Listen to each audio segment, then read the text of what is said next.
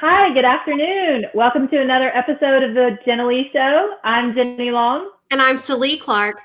And we are Jenallee.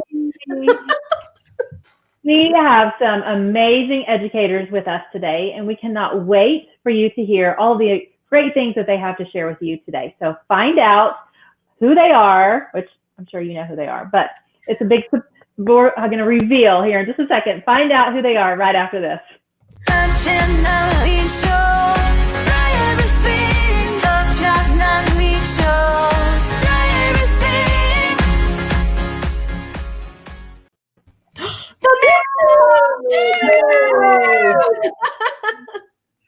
We're so excited to have Joe and Kristen on the show.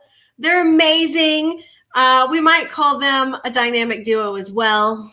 You know, 2 and 2. We love everything y'all do and following you guys and learning from you. And then, of course, we love seeing you in person when we actually get to hang out. But yeah, for sure. We're so excited to be here. Thanks for having us, guys. This is so much fun. Yay. All right. So go ahead, Jenny. I see your question. So we have a few questions for you, but we know you have some great things to share, and we're super excited because you guys always share amazing things, and we learn so much, like Celie said. But just kind of tell us who you are, a little bit about yourselves, and just so our viewers can, if they don't already know, who you guys are. Who are the Merrills? Go ahead. All right. So we are a married educator couple. We both teach primary, but we are a little bit different. I teach the upper end, so I'm a 4th grade teacher. And I teach 1st grade, the best grade. Okay, I'm the best Merrill. He can have the best grade. Oh. We work at the same school, which is fun. Like I said, we're in different classes. And this year we had a really fun kind of conundrum where we have 2 boys, and we each had one of them in our class. So we just have this fun kind of, family life of education going on. Yeah. And we come from a background of educators too, so it kind of runs in our blood. Yeah, so we just enjoy teaching, and then kind of on the side, sharing our teaching with people and sharing how to be interactive and engaging with technology or without, depending, Yeah. And I guess the other thing is we kind of wrote this book. Yeah. It came out this past January on Elevate Books. And it was just the process behind it was just more or less, trying to help out educators in finding ways that they can use apps and deliver content in the classroom where creativity is really encouraged with the students. Yeah, and authentic, like we're teachers just like everybody else. We have classrooms like everybody else. We go through all the things everyone else goes through, and trying really hard to be genuinely authentic about that and share really fun things. Like I hope we will talk about some of them today, but sharing some of the things that sometimes at work, and being alongside other educators. I would say, go ahead, Jenny. I would say, I just think it's amazing that you guys have your own children in your class, that you guys, live together, work together. You have that dynamic that just makes things so powerful that you can, from the parent's perspective as the educator and, seeing it all in your own home. So, you just have the best of both worlds, and you guys are just amazing people, and you have good hearts, and you do great things. So we're just so blessed to know you and appreciate all that you do for the education community. Oh, that was so well said. So sweet. I know. I was like, that was so good. We have such an advantage, I'll say, because, when there's 2 of us in the same place, and I'll be like, I've got this really great idea, Kristen, what do you think? She'll be like, that's the worst idea ever.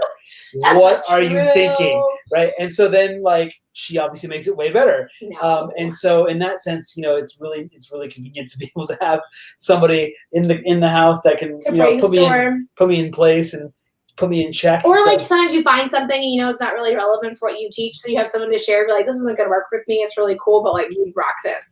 Take this on. It also makes parent conferences a little strange, but this year was great. We had no presents, we had no parent conferences. I'm still waiting for my teacher appreciation gift, by the way. That's awesome. So we've talked about this a little bit before, but and Celie and I have this personality, and we've talked about it with the E-twins as well. So which one of you is the organized, structured one, and then which one of you is the creative brain? That's really tough. Because it's not tough at all. I'm organized, the like this.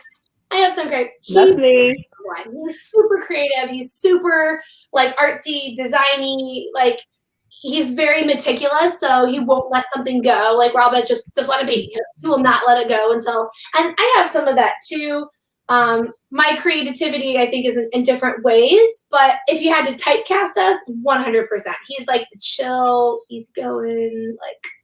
I would say it's half and half. Like we have the same qualities. I think, complement each other. So I do have some of that organized mentality, but just in different ways than you do. Yeah. You know what I mean? Mine are better ways, but That's awesome. I will give Jenny credit for all of her organizational ways and not try and take any of them. I think the planner of all of it is mine. different colors. Come on, get out of here. Oh, that's great. I keep wanting to get on the calendar. Somebody posted, one of my friends posted it, with the Erin Condren or whatever, and I was like, I really want to get into that, but I can't get into like a physical calendar because they're so pretty. But I just do everything on my phone. Like I only use 12 pages. I only use the parts that's like the whole month. Like the days, forget it. It's too crazy. Yeah. But I use the month parts to kind of, with social and events and the Jenallee show on there, like, I don't forget. So it's funny. That's one of my only paper.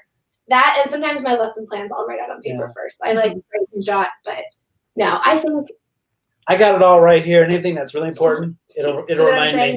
Well, Joe and Slee, they share that creative brain. Slee makes all the beautiful things, and I love all of Joe's beautiful things. Like Joe's I love all your stuff. And one was like, "Oh, it's so pretty. I love that. Oh my goodness." That's all of it. Yeah. Well, I love that we can inspire each other for sure. Yeah. I also wanted to say we love your book so much. I mean, it's been worn a little bit because we've been using it. We're like, oh, we love this. But it actually reminds me, I don't know, this is going to date myself, how old I am, but that's okay.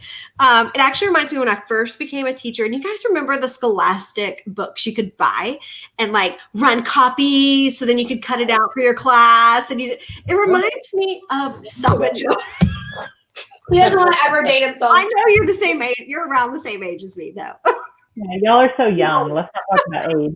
But I love how this is like the digital book of that. Like it gives you everything you need right here, ready to go. Like scan the QR code and go. And I just love that. I think that is like the perfect thing to put into a teacher's toolkit to help them. And so I love it. You guys did a great job.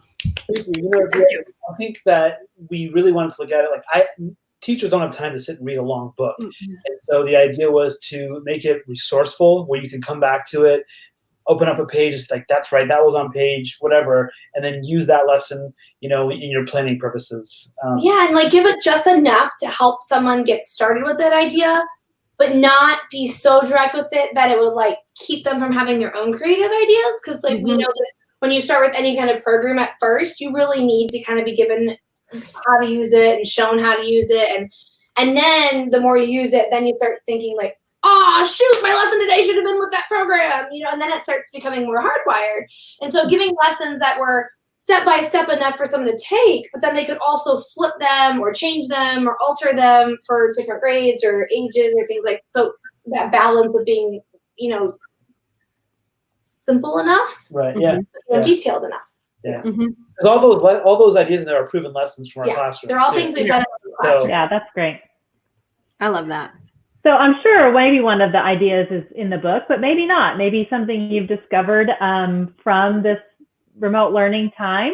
But I think our next question is, what is your favorite app smash or hack that you guys have discovered? Because I know you're always sharing amazing things, but what if you had to pick like one, what would be your top favorite smash or hack that you guys have found? Gosh, it's so hard because like I love picking apps based on what we're doing, like what the task is. So it's really hard to like, oh, I really like this one. I mean, obviously Flipgrid is just our favorite all around app. Like we just can do so much in it. So for remote learning, I'm really thankful that my kids were already familiar with it.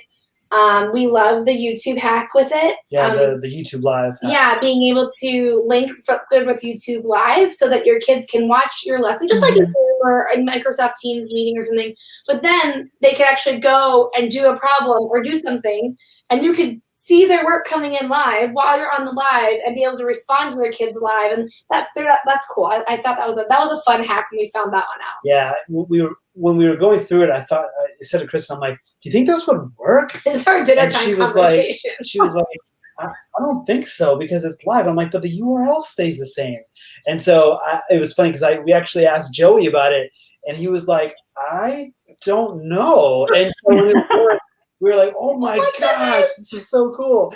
And so that was really cool to figure out and to see, because like the developers reached out to us then later, and they were like, we didn't even know that you could do this. And so it was really cool. It's cool because then it saves it, so then we could go watch it later. Yeah, exactly. So there's still a lot of really neat features. So that might be one of my favorite ones from remote learning, just because it was a fun one to find too. You know? We have like this thing between us where we never want to always be the same. I mean, there's some tried and true lessons, and there's things that, you know, books we always read, that kind of stuff. But every year when the kids come in thinking like, okay, what does this set of kids need? How are they different? How can I change things? I can't do it the same way. So we always have that drive to find something new. And so that was a really fun one, especially with remote learning, because, you know, perfect. Relevant too. Yeah. So that was one. Do you have one? Well, that was probably mine. I mean, there's the AirPod and Teams one has been really fun. You've had fun with that. That one has been really cool. Gosh, there's just so many. So many have come out too. Yeah, and you know, the ed tech companies have really stepped up to help out educators, you know, in the time of need. So a lot of educators have been able to have the accessibility to these tools, which means the kids have been able to have the accessibility, which has been awesome. And so we've seen a lot of really cool things floating out there on like the Twitter universe. But yeah, just anything where the kids are creating, and it all really does kind of fall back to the Flipgrid, ironically, just because it's a good place to house a lot of those different ideas. And a lot of educators are using it almost as if like it's a YouTube channel. So and then Flipgrid puts out like screen recording, which I know on Flipgrid Live, and then you know, like the 10-minute like recording time. There's so many new features that have come out that really make it, whether you're presenting the lessons, you know, your fun like stackable stickers to teach, like it just makes it so much more fun as whether you're the teacher doing it or whether you're the student watching it and creating on it. Yeah. I think we've told everyone. Yes, that's one of our favorites. Stackable stickers in Flipgrid. When we saw that on Holly Clark's show, we were like, this is so awesome. We love it. So we've been showing all of our teachers, and then anytime we've been somewhere, we're like, oh yes, you have to use it like this. You must stack your emojis and count them. That's totally a primary thing. Yeah, like that's something that my brain would never, where they were like money and counting, and he was so tired of like, you know, especially with like the Wi-Fi, and then and so he did that, and I was like, oh my gosh, that is such a primary teacher thing, but you got to figure it out because, you know, like how do we not think of that? Yeah, I was just so tired of hitting the pause button and then hitting record and then pausing it after each one. So I'm like, why can't I just put these on top of each other? So that's brilliant. Yeah, so Lee and I had a call with one of my son's teacher, and the next day she turned around and did that.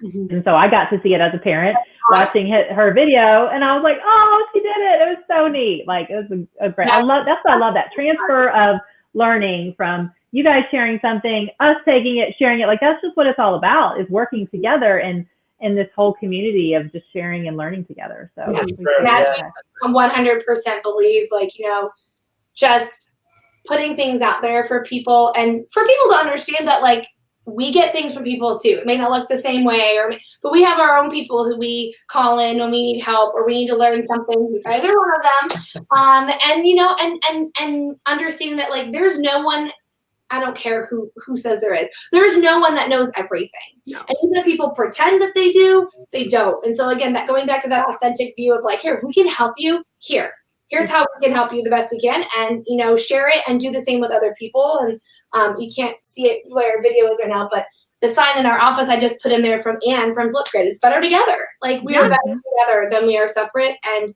you know, it took us time to get over that. You know, sometimes you spend a lot of time making something or creating something, and there is that part of you inside that's like, I just spent a lot of time on it.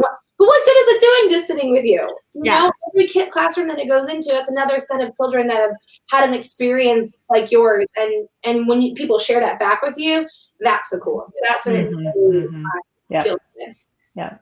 And I love that. We've got a couple comments here I wanted to share. Now, Sarah always joins, and she's so sweet. You know, all the way over in the UK, you know, and then she'll catch the replay in the morning. So she said that she's going to watch you guys in the morning. And I just love too, like that's how far of a reach, you know, you guys have, and we in this community of it's just global. Like that's just powerful. It's crazy. It really brings it back. Like writing a book was never something we ever dreamed of doing. And like, I'm so thankful that we did after it was done. Because it has opened the door to like meeting people like you, and we just get random emails from people, or people send out a tweet, and to them it may not be anything, you know, big, but like showing how they did something or showing kids working on something, and it's like, wow, that's so cool. Like that is so, like, we've opened our walls, like we have reached out, and it's not for us, it's not for people to know who the Merrills are, but those, you know, it's just been so many cool opportunities, and I'm excited. I hope it keeps going. It's exactly the same thing we teach our kids. You know, we want them to create for a broader audience. We don't want them to, you know, it's great that they show their families, but there's a much broader audience than that. And so, you know, for them to know that and to feel that, there's much more ownership over the content that they're producing. And so, you know, it's been really cool to see that really spread out and span out. And there's a place for everybody. Yeah. You know, like it's not like there has to be these people are the masters of this and these people are the masters of this, and learning that there's space for everybody to do what they want to do and to help the way they want to help, and that we can support each other. We don't have to compete against each other. That's something that we really, really try to put out there. Yeah, because there's so many amazing educators out there. Oh yeah. There's no reason why we shouldn't be working together. Absolutely. I think that's one of the things I love about And We're Better Together, and how Microsoft has just taken that and encompassed it and said, you know, we are better together. And that's one of the things Jenny and I love, that Microsoft is seeking after like people to partner with and find ways to use different apps within their apps. And I mean, that really is what it's about. Even as educators, like we want to help each other and grow together and learn together, and you know, really share our ideas as much as we can, and also learn from people. I think that's what makes us all better together. Absolutely. Yeah.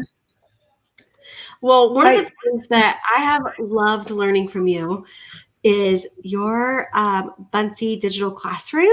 I don't know if you guys have seen this blog or not, but if you haven't, I will definitely share my screen real quick because it was amazing. And I immediately went and made us one because I was like, I think it's gone viral. That's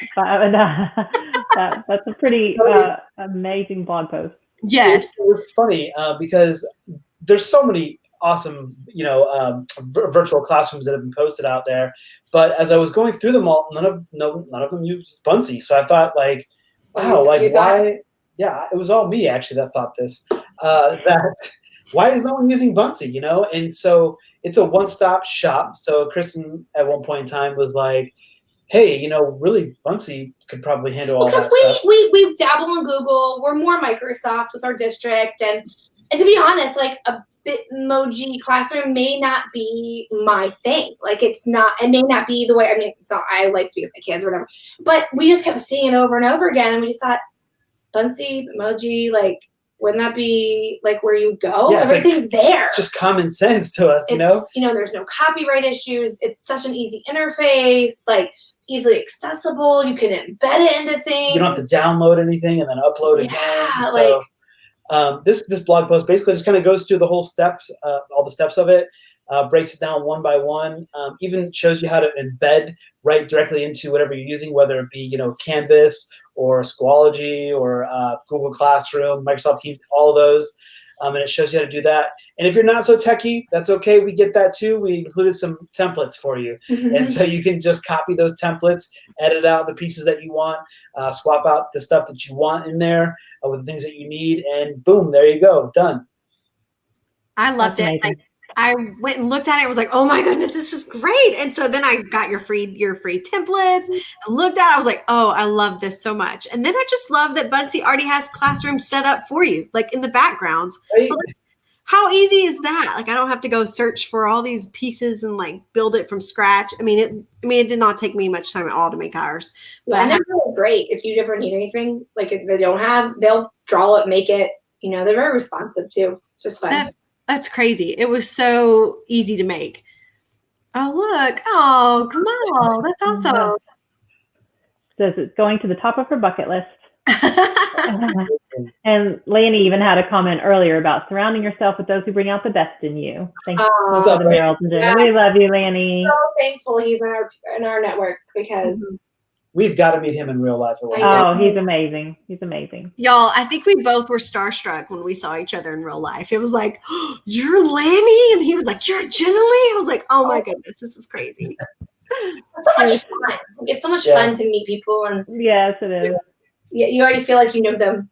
You know, you're helping or whatever it is online. So that's cool. I have to say too, like, if you're not on Twitter, like, that was the other thing. Like, joining Twitter, like, totally just changed. Somebody said that in the comments, I think, actually. Like, yeah, joining Twitter. If you're not on Twitter, you probably are seeing this, but if you're not, Neil. So Neil is a friend, a mutual friend with some of our other UK friends, and so he's only new to Twitter in the past few months, and so he's impressed with how positive the educator community is. It's infectious. So it's big there. You just have to take your time and find out what your groove is and what you're looking for there and what you think you're going to take from there. But it's definitely, I mean, it's a highlight of my day. Just scroll through and see what people are doing and connect, and it's changed how we've taught. Oh, for sure. And the accessibility of all the ideas right there, you know, like if you are looking for an idea, you know, it's there on Twitter, you know, like people will share with you and you can adapt it to fit the needs of your students, and it's awesome. Yeah.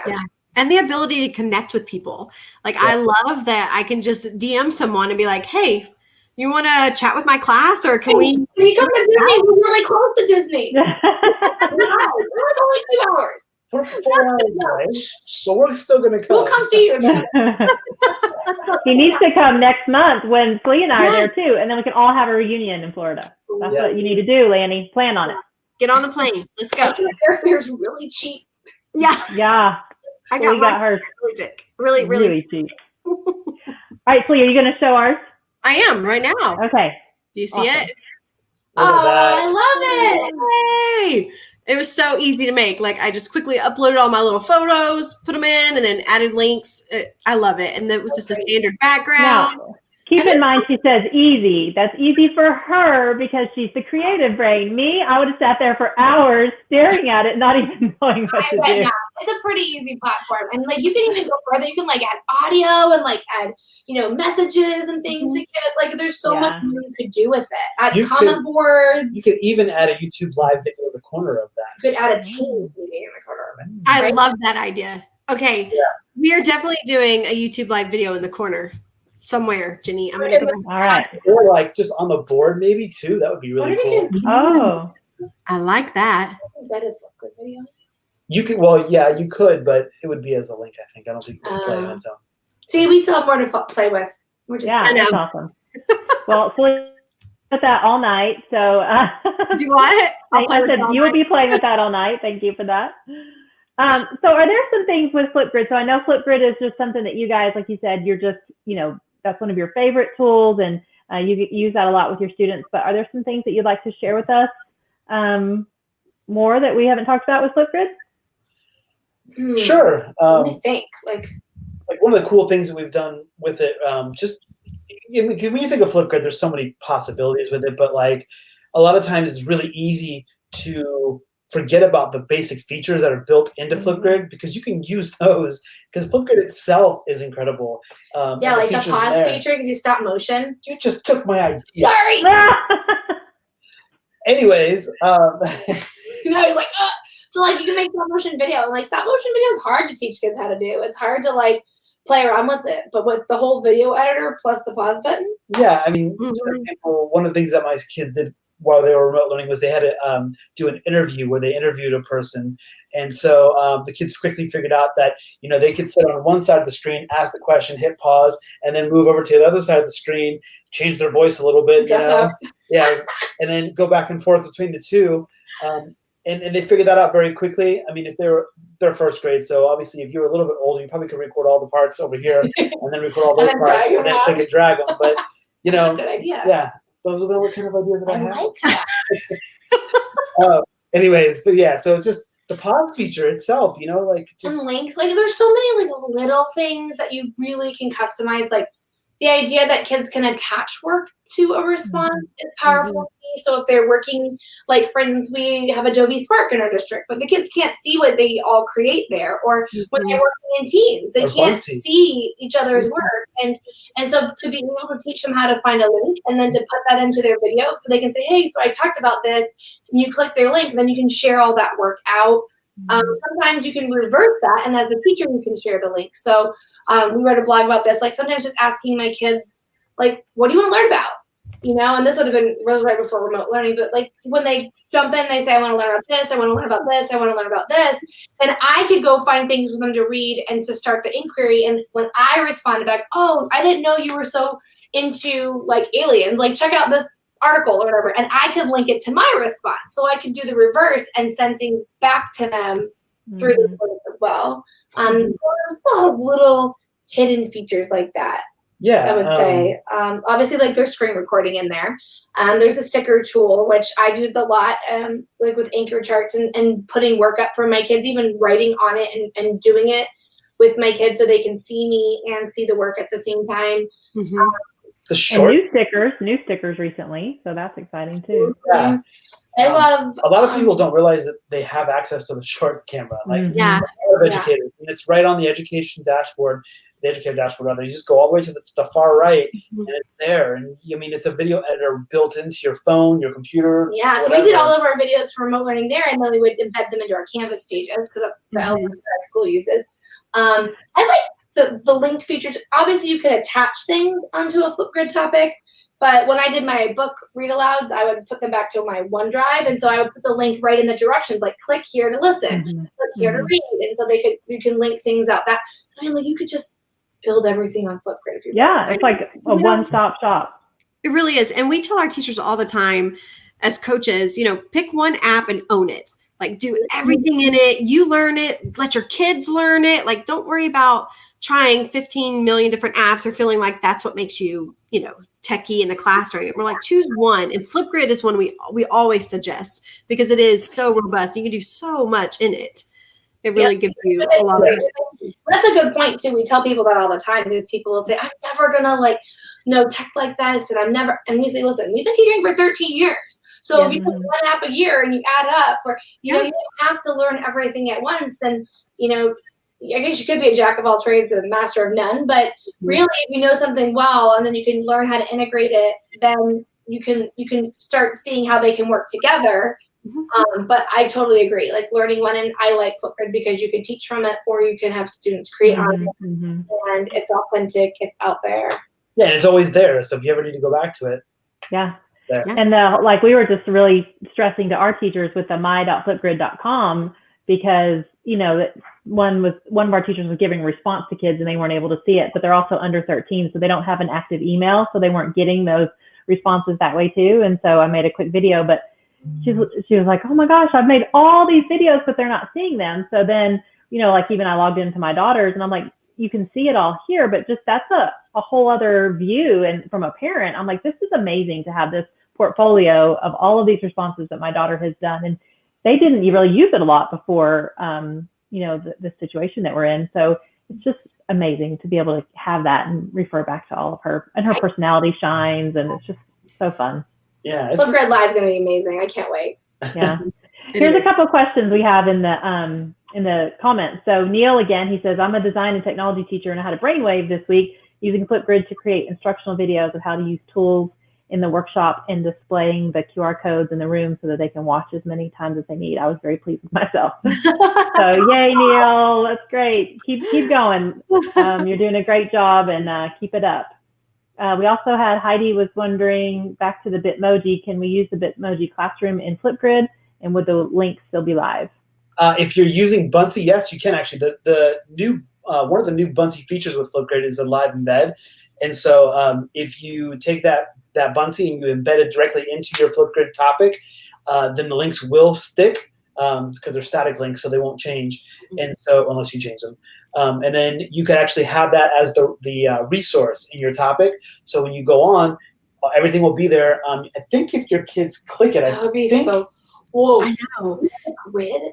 No, it has to be a topic. Man, that'd be so cool. Then you could put different organization. It'd just be like what Anne's blog post that would like where you like hyperlink things out, you know. Yeah, it's like a table of contents in there.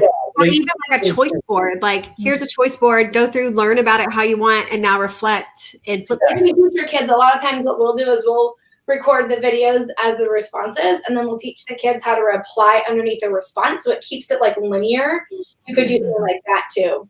That'd be cool. The only thing I don't know, and Heidi, if you try this, please reach out to us and let us know if it works, is I don't know if that resource window will get bigger. You know what I mean? Mm-hmm. I don't know if you can expand that resource window because it may only be like that big. You could put a link inside the. You could do that. Then they could see it, but then click the link and go to the larger picture. Sure. Yeah, you could. You can do both. Mm-hmm. Yeah. Great idea. Yeah, Heidi. Let us know how it works. That's awesome. We should just do a show of brainstorming ideas. People just come put in your stuff. Right. We'll brainstorm. Oh, here's a good question from Lanny. If you could have one new Flipgrid feature announced at Flipgrid Live, what would it be? Oh, sugar. Screen recording. We already have screen recording. Something. What was something I want in Flipgrid? So I can say something, which I don't think will happen. We were just talking about how we were teaching kids to respond to themselves, so it keeps it very linear. At one point in time, I was working on something where I really wanted to freeze the conversation, but I wanted the kids to just focus on what was already in the topic. Does that make sense? So they couldn't add new responses, but they could keep replying? Add new responses, but they could only reply to each other. Ooh, I like that, so, yeah. If there was a way to change that plus sign to a snowflake and then just have them keep on replying to one another to keep the conversation going. That is a good one. Yeah. So you heard it first. Okay. On the Jenallee show with the Merrills. I feel like sometimes I want to, like, I get stuck when there's like things that are imaged, but I can't think of anything in my head like at this moment. Like, now you can use a sticker and you can make it like bigger, but like sometimes I don't know. Last year I just sat there and just told myself like I'm not even gonna be able to take all this in, so I'm just gonna like let it. Like it took me like months to really bring out all of the things that were really talked about, like the AR and all that stuff. Like at first I'm like, what's the big deal? Like and now, gosh, like so I can't even imagine what they're flipping up, and like they may even be changing it. Like that's what's so cool about Flipgrid is that nothing is static. Like there are people whose job is solely to just like change things as people like ask about them or as they give their feedback. And so Holly Clark said something last week about like feedback isn't powerful if you don't get to go back and revise things and change them. And so they do a great job with that. Like they listen to their educators, and if they roll it out and then people are like, no, this is not what you thought, they take it back, and so I don't know. I know tons of people want green screen to come, but I don't know if that's something that I don't think they're going to do that. I really need. Like, I don't know. Yeah. I'm to a point where if there's other ways to do that. Mm-hmm. It's a good question, Lanny. We'll have to think on that. What were you thinking, Lanny? Yeah, let's put you on the spot. I think I would like to be able to customize thinking about like green screen and like more and more stuff coming. I think as the teacher, I would like the ability to customize my students' record bar. Like be able to say, just to narrow it down, thinking of primary, like if I could say you can use one of these 3 features, or you could use just because, if they do bring in green screen and they do, more and more. Too much for some of the little ones. Overwhelming. Yeah. So I could leave it open where everybody could use it, or I could like narrow it down a little bit if I wanted to. Yeah, that's a good point. I like it. All right. Let me get my screen back up here. Sorry. Had like other. I hope you can hear the thunder in the background. I know we're getting some weather. We are getting smacked with I love a it. thunderstorm right now. Oh, it'll be a cozy evening for you guys. Love it. Well, we have one last question for you. How do you think that your teaching practices will change next year in light of everything that we've experienced? Hopefully not too much. I think something that's going to be really important to keep in mind is the SEL aspect, the social emotional learning. Our kids have gone through a lot, and especially with the younger kids, the primary kids, they're not really expressing themselves very well. Speaking from personal experience here at home, and it's going to be really hard for them to get back into the swing of things. And I think educators just have to understand and expect, and they will because they're amazing and they adapt to this kind of thing, that your students are going to be, 8, 9, 10, 11, 12 weeks behind of where they probably normally would be at the start of next year. Hopefully, things quiet down and our classrooms will semi look the same. But if not, I think it's just a matter of, like I said, adapting. And educators, that's what they do. They'll do it well, and they'll amaze everybody, and then everyone will sit back and they'll say, wow, teachers are incredible, because they are. So they are.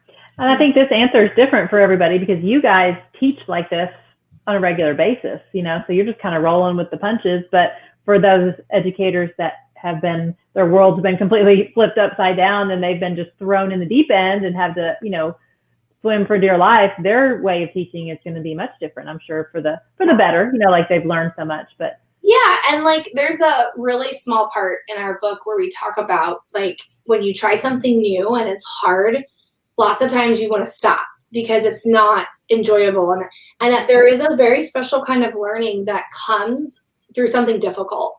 And whether it's remote learning, whether anything, there is a very special kind of learning that is happening.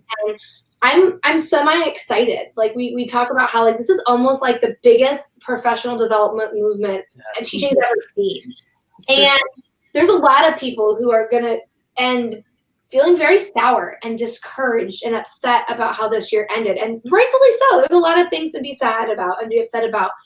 But I think as educators, everyone in different ways has learned so many valuable, I've just seen my own colleagues, people who've never wanted to use technology, and they're great teachers, or maybe they use it just a little bit, that have come now and like, oh my gosh, look what they just put out, this is so cool, and there is learning going on. And when we come back to school, whether we have to eat lunch in our own classrooms and we can't have PE or whatever it is, however we have to change, there's still going to be things that the kids learn through those things, and like when we teach a little bit differently, sometimes people will look at things and they'll say, oh, well, as a reading teacher, this was your standard. Like, how are they learning that standard? And I want to tell people, like, well, look at all the other things that they're learning too. When you have these kinds of projects. So however we have to learn next year, it may look different, but the kids are going to be learning things on top of what you're asking. And there's going to be benefits that you may not see that will come out of all of this. And so, that's kind of the route I've been taking. I don't think I ever really like mourned all of this. And maybe I should have, but now that's kind of like my outlook is like, I don't know next year. I was told next year I might have to have desks in my classroom. I hate desks. I am not that kind of person. I don't do desks. And I'm like, you know what? That's okay. Like, there's something's gonna come out of it, and just trying to have that attitude that of however we have to change things, whether it's 3 days on, 2 days off, digital, in person, we're gonna learn something out of it, and the kids are gonna grow from it. And this may be a little bit political, but you know what? We survived an entire quarter with no state testing. It's true. And we're all alive, and all the kids are still actually pretty good. And I might challenge you that they can actually come back and not be that far behind. And so I'm kind of excited to see how everything's going to change when you don't have test scores to level kids with, and how our class is going to look. And like, to me, there's so much potential that I hope it's not wasted. Like, I hope that preach it. Yes. So I'm sad.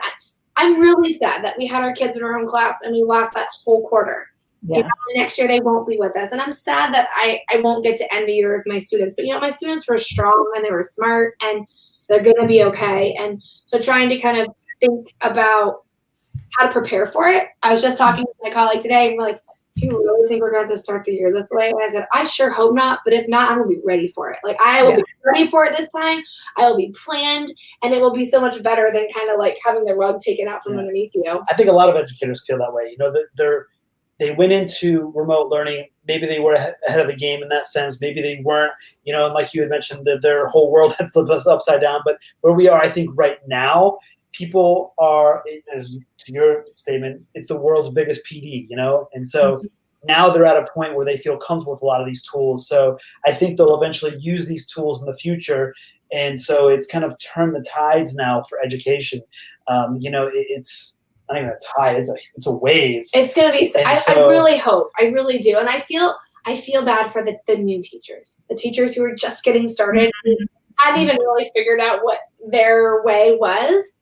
Those are the ones that I feel the hardest for, because they're going to have to learn in this weird way and then figure it out. But they'll be so much better off in the long run. Yeah, I'm excited to be there for kids. We always do what's best for kids, and we are going to figure out what that looks like. And if hopefully the platform we have, we can help and share with people. But at the end of the day, it's almost summer. At least here in Florida, it is. And so it's gonna be summer, and we're all gonna try our best to stay healthy. Hopefully, we open in the fall, and and honestly, things should be different every year anyway. Right? Like you keep it different. You keep it, reflective of your learners. And so, if you're not changing things every year, I would question that. I mean, maybe not this drastic. That's a little much, but this just was trying not to say the room that. transformation you were picturing, right? Don't get me started on rooms and next year. Now, one of the things I do want to add on to that, of being the world's biggest PD, is that both of us all of us are in the MIE community, the Microsoft Innovative Educator Expert community, and nominations are open right now. So yeah, we encourage you to please come on, be a part of our community. We also have monthly calls with each other where we jump into Teams meetings, and we get to hear from people all around the United States and how they're using different Microsoft tools in their classrooms. So we definitely encourage you to come join us and be a part of our community, and nominate yourself to be in it. So it's open. Join our family. It's a family. It is a family, or as Andy Knieven says, a framily, because we're friends and family. Well, and you just learn. Again, you're surrounding yourself with people who know things that you may not.